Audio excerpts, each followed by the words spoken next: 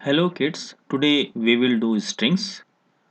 Python strings are actually sequence which is made up of one or more characters. Here the character can be a letter, digit, white spaces or any other symbols. So how we can create a string? A string can be created by enclosing one or more characters in single, double or triple quote.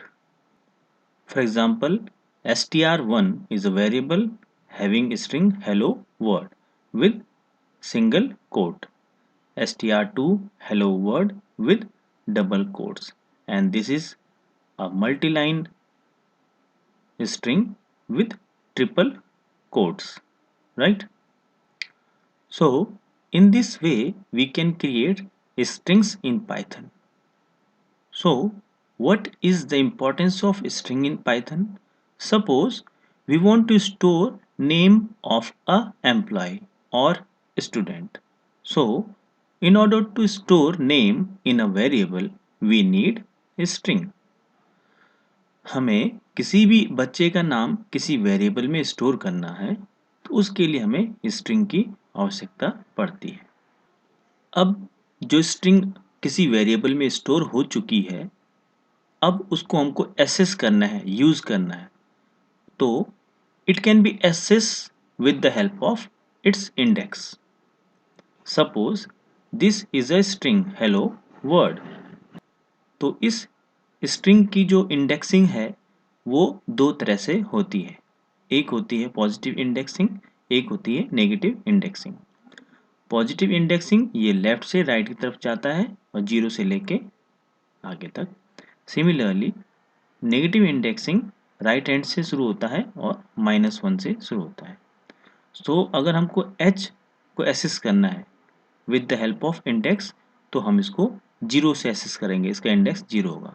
और negative से assess करना चाहेंगे तो -12 से assess कर सकते हैं। So indexing is very important for what? In order to access the string, or if we want to access any individual character from a string or a set of characters from a string, for that indexing is necessary, right? Each individual character in a string can be accessed unique using a unique technique which is known as indexing. So if you want to access h, what we will write? str1 0, ये हम square bracket के अंदर zero लिखेंगे, तो index zero लिखा हमने, तो जो आउटपुट आएगा वो एच आ जाएगा। Similarly if you have return str1 और ब्रैकेट के अंदर 6 डाला हुआ है, तो 6 में हमारे क्या है? w है, तो output will be w। Similarly -1 लिखा है, तो -1 का इंडेक्स के सामने क्या है? ये एक्सक्लेमेटिव मार्क, तो exclamative mark will be our output. Similarly str1 5 index में -5 डाला है, तो -5 के करस्पॉन्डिंग जो कैरेक्टर है ओ, वो हमारा आउटपुट हो जाएगा, right? Now this is one of the character of string immutable. String is immutable which means a string once created we can not change it. एक बार कोई स्ट्रिंग चेंज बन गई है तो हम उसको चेंज नहीं कर सकते, राइट? उसी को कहते हैं immutable. A string is a immutable data type. It means the content of the string cannot be changed after it has been created. An attempt to do this would lead to an error. अगर हम उसको change करना चाहेंगे तो error आ जाएगी। For example str1 is equal to hello world. str1 एक string है जिसमें कि हेलो वर्ड स्टोर है। तो अगर हम चाहते हैं कि str1 इंडेक्स में a आ जाए, अगर ये चाहते हैं तो ये नहीं हो पाएगा और टाइप एरर आ जाएगी। तो एक बार और समझिए, स्ट्रिंग इम्यूटेबल डेटा टाइप है, इसलिए अगर हम इसको चेंज करना चाहते हैं या रिप्लेस करना चाहते हैं कोई कैरेक्टर, तो वो एरर आ जाएगी। सो string is immutable means once created we cannot change a string. Now our next topic in string is string operations. String में हम कुछ ऑपरेशन परफॉर्म कर सकते हैं। First operation is concatenation. So using concatenation operation we can join two strings. दो string को हम concatenation से जोड़ सकते हैं और concatenation को जो सिंबल है वो प्लस है, सिंपल प्लस जो हम अर्थमेटिक में यूज करते हैं. So str1 is equal to hello and str2 is equal to word. Suppose str1 एक वेरिएबल है जिसमें कि hello स्टोर है और str2 इज ए वेरिएबल जिसमें कि वर्ड स्टोर है. अगर हम लिखते हैं str1 प्लस str2 तो ये क्या करेगा, इन दोनों स्ट्रिंग्स को जोड़ के हमको हेलो वर्ड आउटपुट दे देगा. तो इस तरह से कॉन्कैटिनेशन जो ऑपरेशन है वो परफॉर्म किया जाता है in order to add two strings. Second operation which we can perform in string is repetition. Python allows us to repeat a given string using repetition operator which is denoted by multiplication or asterisk. So this asterisk is a operator which is used for repetition. Suppose str1 is equal to hello. str1 एक variable है जिसमें कि hello store है और हम लिखते हैं str2 str1 asterisk 2. तो इससे क्या होगा, जो str1 में जो वैल्यू थी हेलो वो 2 बार प्रिंट हो जाएगी हेलो हेलो. अगर हम इसको 5 बार रिपीट करना चाहते हैं तो हम लिखेंगे str1 asterisk 5. तो ये हेलो 5 बार प्रिंट होके हमारे सामने आ जाएगा. So for asterisk is used for repetition, right. Third operation है मेंबरशिप ऑपरेशन या ऑपरेटर. मेंबरशिप ऑपरेटर क्या करता है, ये ट्रू या फॉल्स रिटर्न करता है. ये चेक करता है whether the first string is in this string और नॉट. ये चेक, मान लीजिए str1 is equal to hello world है. str1 में हमने हेलो वर्ड स्टोर किया हुआ है. अब हमने यूज किया w इन str1. इन चेक करेगा w को किसमें, str1 में. ये इन क्या है हमारा मेंबरशिप ऑपरेटर. तो ये देखेगा कि w str1 का मेंबर है कि नहीं. तो w आप देखेंगे यहाँ पे है. सो w will be the is the member of str1. So this is true. So answer will be true, right. Okay. wor in str1. अब wor str1 में है, राइट. तो ये हमारा स्टेटमेंट ट्रू हो गया. तो आंसर विल बी ट्रू. अब माई इन str1. अब माई माई आप देखिए यहाँ पे कहीं पे माई नहीं है तो माई str1 में नहीं है, right. My is not a member of str1. So answer will be false. So in this way membership operator returns true और false depending upon the existence of this string in this, right. Now in का opposite है not in operator. Not in operator check करेगा कि ये string इसमें है कि नहीं है. अगर नहीं है तो ट्रू रिटर्न करेगा. जैसे कि माई नॉट इन str1. तो str1 में हेलो वर्ड में माई नहीं है. आप देखेंगे हेलो वर्ड में my माई कहीं नहीं है. तो नहीं है, ये ट्रू है इसलिए ट्रू आया, राइट. अब hello not in str. Hello तो str1 में है तो इसलिए गलत हो गया. तो answer will be false. So in this way in and not in membership operator returns true or false. Now next topic is string slicing, right. String slicing means किसी string को काटना या छांटना, right. तो in Python to access some part of a string or substring we use a method called slicing. तो slicing से क्या होता है, हम किसी string के पार्ट को या सब पार्ट को अलग कर सकते हैं, राइट. इसका इस तरह से स्ट्रक्चर होता है. द स्लाइस ऑपरेशन इस तरह से होगा str1 n colon m. n जो है वो स्टार्टिंग स्ट्रिंग को डिनोट करता है और m एंडिंग स्ट्रिंग को डिनोट करता है, राइट. और यहाँ पे जो m पार्ट है वो एक्सक्लूसिव होगा. अब आके समझते हैं इसको. इस तरह समझ सकते हैं str1 स्टार्ट कोलोन स्टॉप. यहाँ पे स्टार्टिंग इंडेक्स होता है, यहाँ पे स्टॉप वाला इंडेक्स होता है. सपोज str1 में हमने हेलो वर्ड डाला है, राइट. तो ये इसकी इंडेक्सिंग है, ये पॉजिटिव इंडेक्सिंग या नेगेटिव इंडेक्सिंग.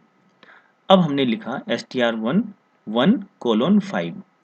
इसका मतलब है कि जो हम एक सब स्ट्रिंग निकालना चाहते हैं इस str1 से, तो 1 इसका इंडेक्स 1 है और 5 ये यहाँ तक है, राइट। तो ये एक्सक्लूड होता है, लास्ट वाला इसका एक कम होता है, तो जो आउटपुट आएगा वो आएगा ELLO, राइट। तो str1:5 का जो आउटपुट आएगा वो आएगा ELLO, राइट। स्टार्टिंग विद, ये स्टार्टिंग इंडेक्स है और ये एंडिंग इंडेक्स है, तो एंडिंग इंडेक्स से एक पहले तक का आउटपुट आता है, तो इस तरह से आउटपुट ELLO होगा। इसी को हम नेगेटिव इंडेक्स से निकाल सकते हैं। अब हम देखेंगे ELLO, इसका नेगेटिव इंडेक्स कहाँ पे, 11 पे।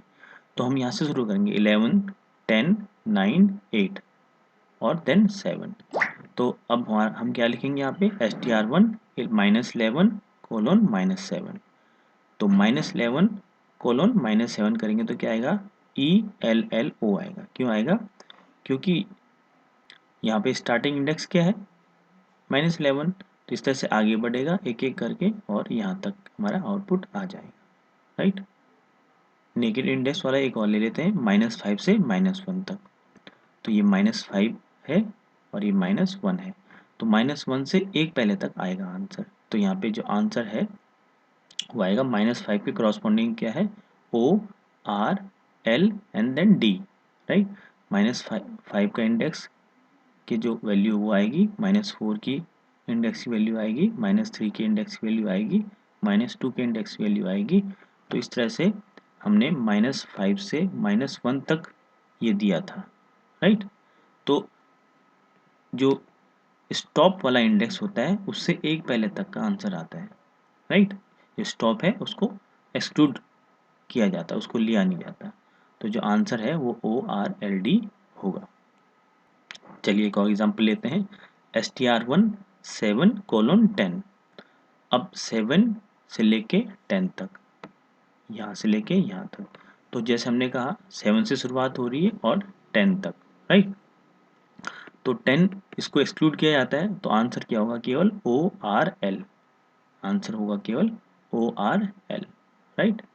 ORL आंसर आउटपुट हमारा होगा। ये 10 को एक्सक्लूड कर देते हैं, जो लास्ट एंड वाला इंडेक्स होता है उसको एक्सक्लूड किया जाता है। अच्छा, अब ORL हमको आउटपुट चाहिए, तो नेगेटिव इंडेक्स से कैसे ले सकते हैं, -5 से लेके -2 तक इसका रेंज दे देंगे। तो str1 -5:-2, तो -5 से -2 तक करते हैं, तो जो इसका आउटपुट होगा वो ORL आएगा। D अगेन एक्सक्लूड हो जाएगा, लास्ट वाला एंडिंग इंडेक्स। अब अगर str1 और यहाँ पे स्टार्टिंग इंडेक्स छूट गया हमसे मान लीजिए, और हमने एंडिंग इंडेक्स डाला है 5, तो आउटपुट क्या आएगा, क्योंकि हमने यहाँ पे छोड़ दिया है तो ये बाय डिफ़ॉल्ट 0 से मानेगा, इसको इंडेक्स 0 से लेके 5 तक का मानेगा, और 5 को एक्सक्लूड कर देंगे तो 0 से लेके 4 तक की जो वैल्यू वो आ जाएगी। चलो देखते हैं क्या है। तो 0 से लेके 5 तक ये है, 5 को एक्सक्लूड कर दिया जाएगा, तो HELLO, राइट।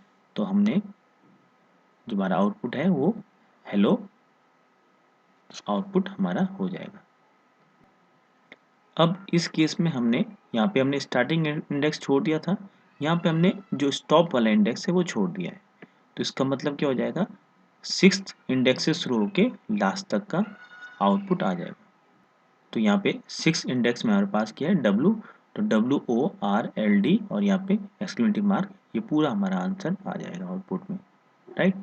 ये कब होगा, जब हम स्टॉप वाला इंडेक्स छोड़ देंगे और स्टार्टिंग इंडेक्स दे देंगे, तो उस केस में स्टार्टिंग इंडेक्स से आखिरी तक की सारी वैल्यूज हमारी प्रिंट हो जाएंगी।